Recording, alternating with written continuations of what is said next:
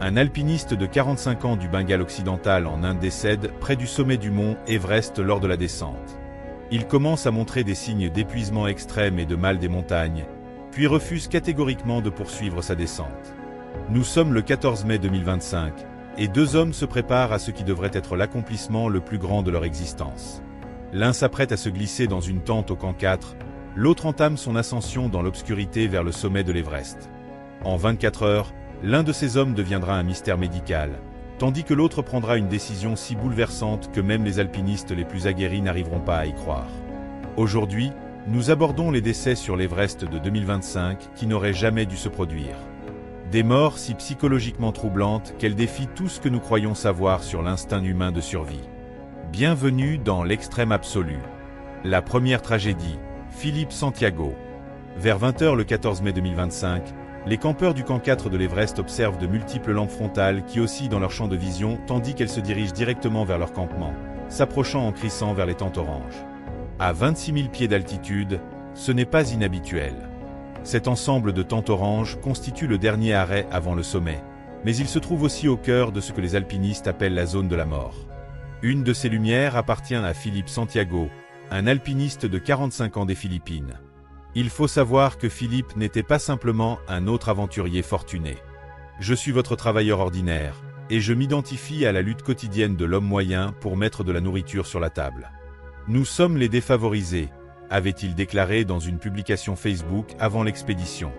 En tant qu'ingénieur, il avait économisé pendant des années pour ce moment, mais il ne s'agissait pas seulement de gloire personnelle. Santiago avait conclu ce qu'il appelait un pacte avec Dieu pour donner un sens plus profond à cette passion dévorante. Il escaladait pour des enfants atteints de cancer et des communautés privées d'eau potable. Escalader le mont Everest, c'est bien peu comparé aux batailles que ces petits guerriers livrent chaque jour, avait-il déclaré. Il s'était probablement entraîné pendant des mois, voire des années, pour ce moment. La plupart des grimpeurs de l'Everest le font. Maintenant, il n'était plus qu'à 8 ou 9 heures du sommet du monde. Il aurait dû être heureux, il aurait dû être excité. Son voyage vers le toit du monde touchait presque à sa fin. Pourtant, quelque chose clochait. Les coéquipiers de Philippe remarquent ses épaules affaissées. Ses mots arrivent par bribes saccadées d'un seul mot, et il est visiblement épuisé. Au lieu de l'excitation qu'on attendrait de quelqu'un sur le point de tenter l'ascension finale, Santiago semble vaincu. Il se détache de la corde fixe, se traîne vers la tente orange la plus proche et prononce à ses collègues ce qui seront ses dernières paroles. « Je vais me reposer maintenant » ou quelque chose d'approchant. Ces mots simples et banals, tous les grimpeurs épuisés les ont prononcés, mais ils prendront une signification inquiétante dès le lendemain matin. Le piège mortel du camp 4. Il faut comprendre une chose sur le camp 4 de l'Everest. Certains grimpeurs plaisantent en disant que c'est le seul camping sur Terre où l'on se réveille plus malade qu'on ne s'est couché. Mais ce n'est pas vraiment une plaisanterie. Ça paraît sûr, regardez, juste une zone plate parsemée de tentes. Mais c'est un piège, un parking dans l'une des régions les plus dangereuses de la planète, où les grimpeurs se persuadent qu'ils se reposent alors qu'ils courent en réalité contre la montre. À 26 000 pieds, votre corps se meurt. Même en restant complètement immobile, votre cerveau manque d'oxygène, vos poumons se remplissent lentement de liquide, molécule par molécule. Votre cœur travaille 3 fois plus fort juste pour vous maintenir en vie. La plupart des équipes quittent le camp 4 vers minuit pour pouvoir atteindre le sommet dans la matinée tardive et redescendre avant que les vents de l'après-midi ne s'intensifient. C'était aussi le plan de Philippe. Tandis que l'équipe s'installe, le compagnon de tente de Philippe organise son équipement pour la pousser vers le sommet de minuit. Il jette un coup d'œil vers lui, couverture remontée jusqu'au menton, yeux fermés, respiration laborieuse mais constante. Rien ne semble alarmant. C'est de l'épuisement normal, pense-t-il probablement. Les heures s'écoulent, 21 h, 22 h, 23 h. Quand minuit arrive et que les alarmes commencent à retentir dans tout le camp 4, le compagnon de tente de Santiago s'approche pour le réveiller. Mais il y a un petit problème, aucune réponse. Inquiet, il le secoue plus fort, pensant probablement que Santiago dort juste profondément. C'est alors qu'il remarque que Philippe n'a pas de pouls. Sa peau refroidit déjà rapidement. Il donne l'alerte, mais il est trop tard. Dans le temps qu'il a fallu aux autres grimpeurs pour faire fondre la neige pour leur pousser vers le sommet, Philippe était mort silencieusement, sans bruit, sans lutte. La cause officielle de décès communiquée par le département du tourisme le 15 mai était inconnue, avec suspicion d'épuisement ou de mal des montagnes. Les tueurs silencieux de l'altitude. Les médecins qui comprennent la médecine de haute altitude connaissent 2 tueurs silencieux à 26 000 pieds. Le premier est l'édème pulmonaire de haute altitude. Vos poumons se remplissent de liquide et vous vous noyez essentiellement dans votre propre corps. Le second est l'arrêt cardiaque soudain par surmenage. L'un ou l'autre peut tuer une personne en bonne santé en moins d'1 heure. Santiago avait fait de l'escalade intense cet après-midi-là sur des voies de l'Everest qui poussent même les grimpeurs les plus forts à leurs limites. Il était arrivé au camp 4 visiblement épuisé.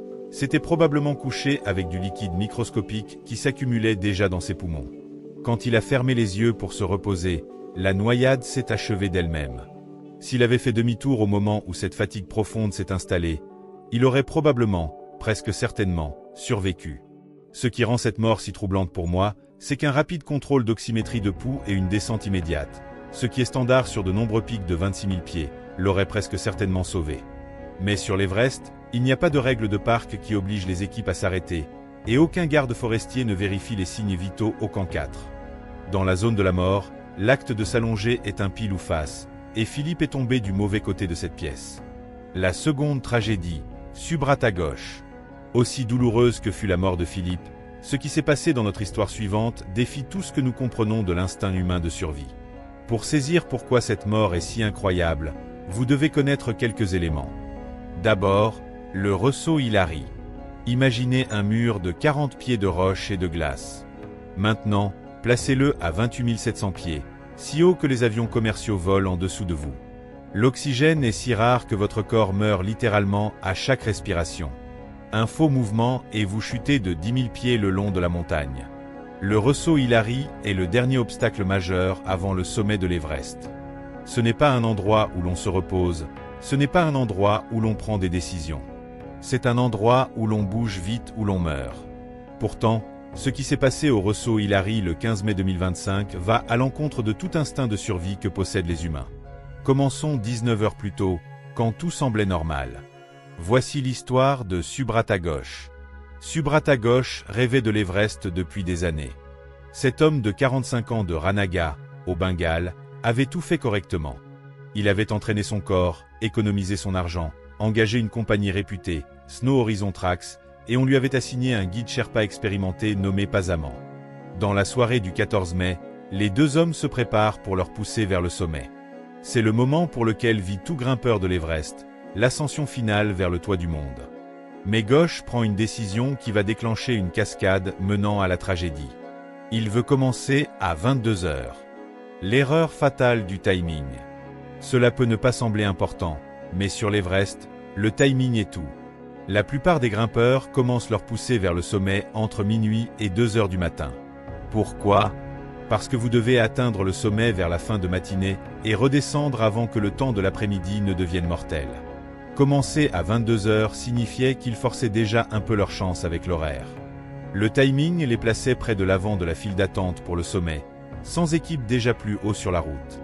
Il n'y aurait pas d'appel radio matinal pour avertir de vent frais ou de nuages. En d'autres termes, ils grimpaient à l'aveugle. Mais Ghosh s'en fichait. Il était excité, peut-être trop excité. Dès le début, quelque chose clochait. Ghosh se déplaçait lentement, vraiment lentement. Dans le faisceau de sa lampe frontale, le Sherpa Pasaman, son guide, pouvait voir son client lutter à chaque pas. Imaginez être le Sherpa Pasaman à ce moment. Vous êtes responsable de la vie de cet homme. Vous pouvez voir qu'il se déplace trop lentement, mais vous savez aussi qu'il a payé des dizaines de milliers de dollars pour cette opportunité. Il s'est entraîné pendant des années. Le faites-vous demi-tour? Brisez-vous ses rêves? Pasaman prend une décision qu'il regrettera plus tard. Il continue. L'ascension condamnée. Heure après heure, il grimpe dans l'obscurité.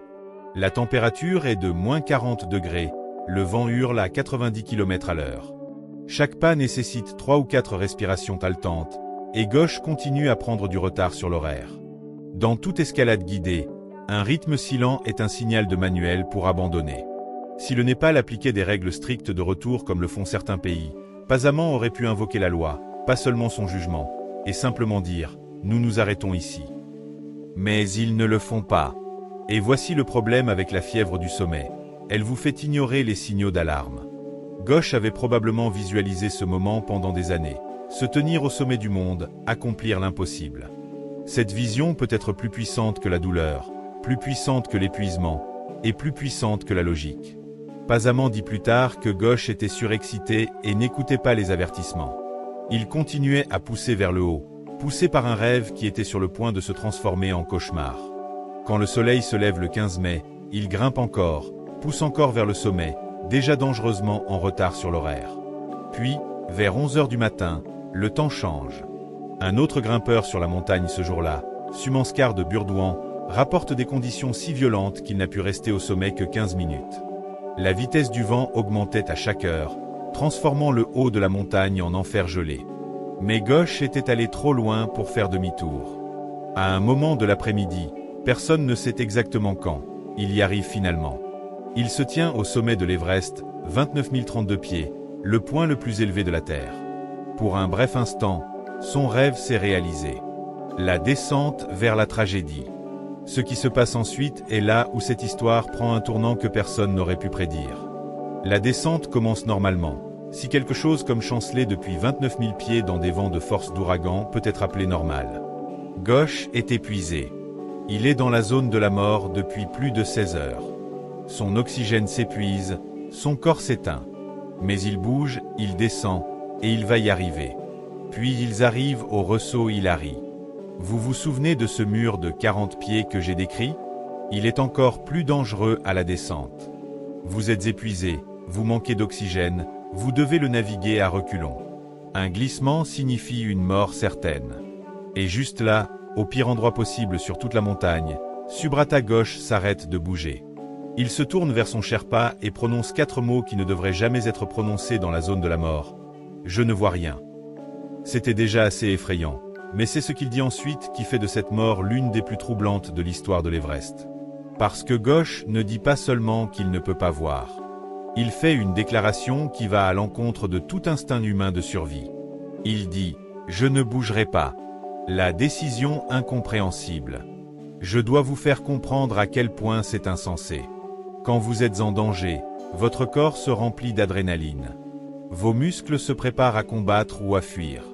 Chaque cellule de votre corps vous crie de bouger, de survivre, d'atteindre la sécurité. Mais il y a une troisième réponse au stress qu'on néglige souvent, se figer.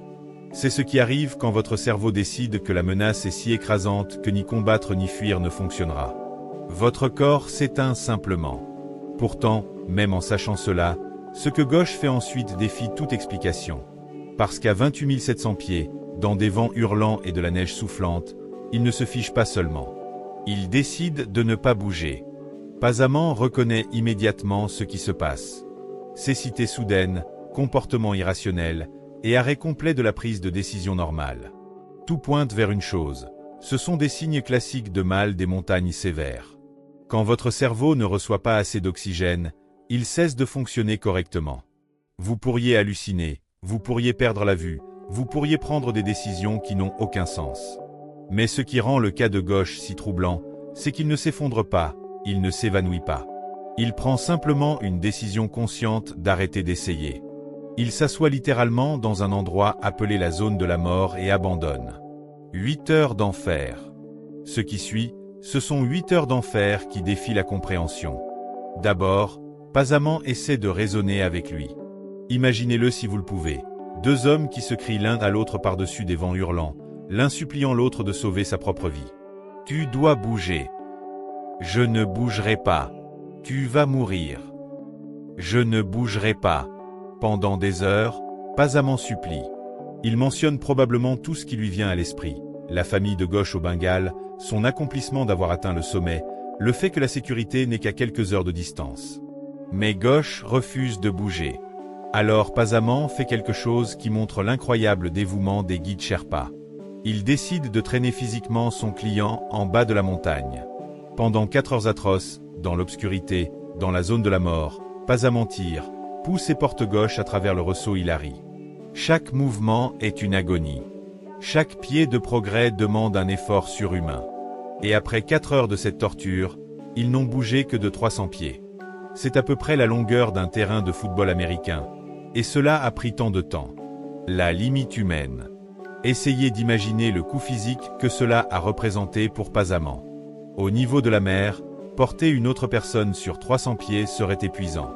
À 28 000 pieds, où il n'y a qu'un tiers de l'oxygène dont votre corps a besoin, c'est presque impossible. Il n'est donc pas surprenant qu'après ces 4 heures, Pasaman s'effondre à côté de Gauche.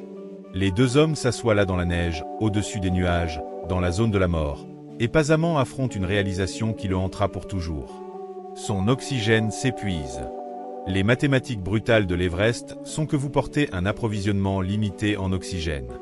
Utilisez-en trop et vous mourrez. Épuisez-le et vous mourrez. Partagez-le avec quelqu'un d'autre et vous mourrez tous les deux. Pasaman était dans la zone de la mort depuis presque 16 heures. Il avait passé 8 de ces heures à essayer de sauver un homme qui ne se sauverait pas lui-même. Son propre corps défaillait, les engelures s'installaient, son cerveau commençait à mal fonctionner par manque d'oxygène. Et pourtant, il reste avec Gauche aussi longtemps qu'il le peut. Mais alors que ses réserves d'oxygène s'amenuisent jusqu'à rien, Pasaman fait face au genre de décision pour laquelle aucun entraînement ne vous prépare. La décision impossible. Dans les situations de survie, les gens ont fait des choses incroyables. Ils se sont coupés leurs propres bras pour s'échapper. Ils ont bu leurs propres déchets pour survivre. Ils ont mangé des choses que je ne peux même pas mentionner ici. Mais abandonner quelqu'un dont vous êtes responsable, quelqu'un qui est encore vivant, encore en train de respirer, encore assis là dans la neige, c'est un type différent de décision de survie. À la fin, Pasaman choisit la vie. Il laisse Subrata Ghosh assis dans la neige près du ressaut Hilary et commence sa propre descente désespérée, seul, dans l'obscurité, sans oxygène supplémentaire. Ce qui se passe ensuite montre à quel point Pasaman était proche de rejoindre Ghosh sur la montagne. Alors qu'il descend, le cerveau privé d'oxygène de Pasaman commence à mal fonctionner. Il commence à halluciner, voyant des choses qui ne sont pas là, entendant des voix dans le vent. À un moment, il ne peut pas se rappeler où il est ou ce qu'il fait. Imaginez essayer de naviguer l'une des descentes les plus dangereuses du monde alors que votre cerveau vous joue des tours. Chaque pas pourrait vous envoyer chuter de milliers de pieds. Chaque décision pourrait être la dernière. Et tout ce temps, vous portez moralement le poids de l'homme que vous avez laissé derrière, la promesse que vous n'avez pas pu tenir, la vie que vous n'avez pas pu sauver. Le miracle de la descente. D'une manière ou d'une autre, par pure volonté ou par chance de montagne, Pasaman y arrive. Il chancelle vers le camp 4 à l'aube, après avoir été dans la zone de la mort pendant presque 20 heures. Ses compagnons grimpeurs le trouvent avec des engelures sévères, balbutiant de manière incohérente, plus mort que vif. Il lui faut 2 jours complets pour récupérer suffisamment pour expliquer ce qui s'est passé là-haut, dans l'obscurité, près du ressaut Hilary. Quand les équipes de recherche atteignent finalement le ressaut Hilary, elles trouvent Subrata Ghosh exactement où Pasaman l'avait laissé. Il est encore assis dans la même position, portant encore tout son équipement, gelé solide dans la position où il a décidé d'abandonner. Les 3 mots qui avaient scellé son destin, « Je ne bougerai pas », étaient devenus son épitaphe. Réflexion sur l'inexplicable. Ce qui rend cette mort si troublante, ce n'est pas seulement que Ghosh soit mort sur l'Everest. Des gens meurent sur l'Everest chaque année. C'est qu'il a choisi de mourir. Il s'est assis au plus dangereux endroit de la Terre et a refusé d'essayer de se sauver. Certes, Ghosh était dans la zone de la mort depuis plus de 16 heures quand il s'est assis. Son corps s'éteignait, son cerveau dysfonctionnait par manque d'oxygène. Mais d'autres grimpeurs ont survécu plus longtemps dans la zone de la mort. D'autres grimpeurs ont poussé à travers un épuisement similaire. Qu'est-ce qui a rendu Ghosh différent? Pourquoi a-t-il abandonné quand d'autres continuent à lutter? J'ai lu des dizaines de comptes rendus de mal des montagnes, et bien que cela affecte la prise de décision, cela ne fait typiquement pas que les gens abandonnent complètement. La plupart des grimpeurs, même quand ils sont sévèrement handicapés, ont encore un instinct de survie qui les pousse à descendre. Subrata semblait d'avoir pris une décision consciente de mourir sur cette montagne plutôt que de renoncer à son accomplissement du sommet. C'est comme si, une fois qu'il eut atteint le sommet, une partie de lui avait décidé que c'était suffisant. Qu'il préférait mourir en ayant accompli son rêve plutôt que de vivre en sachant qu'il avait dû l'abandonner. Le dilemme moral du guide. Comme vous pouvez l'imaginer, la décision de Pasaman a soulevé quelques sourcils. Un côté argumente qu'un guide ne devrait jamais abandonner son client, quelles que soient les circonstances. L'autre côté dit qu'il a fait la seule chose rationnelle, que rester aurait signifié 2 morts au lieu d'1. Mais je pense qu'il y a une 3e possibilité dont personne ne parle. Et si Subrata voulait qu'on le laisse seul? Et s'il avait déjà décidé de son destin et que les tentatives de Pasamant pour le sauver ne faisaient en réalité que prolonger sa souffrance? Je ne sais pas. C'est une pensée sombre. Mais cela pourrait expliquer pourquoi une personne par ailleurs rationnelle s'assoirait dans la zone de la mort et refuserait de bouger même face à une mort certaine. Les décisions fatidiques. Quand on regarde calmement, la mort de gauche n'était pas juste une mauvaise décision. C'était une cascade de choix évitables. Tout grimpeur expérimenté qui observait aurait crié « fais demi-tour » à plusieurs moments. Mais sans règles appliquées et avec la fièvre du sommet obscurcissant le jugement, la tragédie a continué. Personnellement, je pense que le courage que Pasamant a montré, d'abord en essayant de sauver gauche pendant 8 heures, puis en prenant la décision la plus difficile de sa vie, était remarquable. Bien que cela rende la tragédie encore plus déchirante, cela me rappelle que même dans les pires situations, les gens peuvent montrer une force incroyable. Pasamant aurait pu partir immédiatement quand gauche s'est assis. Il aurait pu s'épargner des heures d'agonie et de risque. Mais il est resté. Il a essayé. Il a donné tout ce qu'il avait jusqu'à ce qu'il n'ait plus rien à donner. La question finale. Que feriez-vous si quelqu'un dont vous êtes responsable abandonnait simplement? S'il s'asseyait dans un endroit mortel et refusait de bouger? Combien de temps essaieriez-vous de le sauver? Combien risqueriez-vous? C'est la vraie histoire ici. Pas seulement qu'un homme est abandonné dans la zone de la mort, mais qu'un autre homme est refusé d'abandonner avec lui jusqu'à ce qu'il doive absolument le faire. Merci d'avoir regardé, et on se retrouve dans la prochaine. Restez audacieux et vivez courageusement.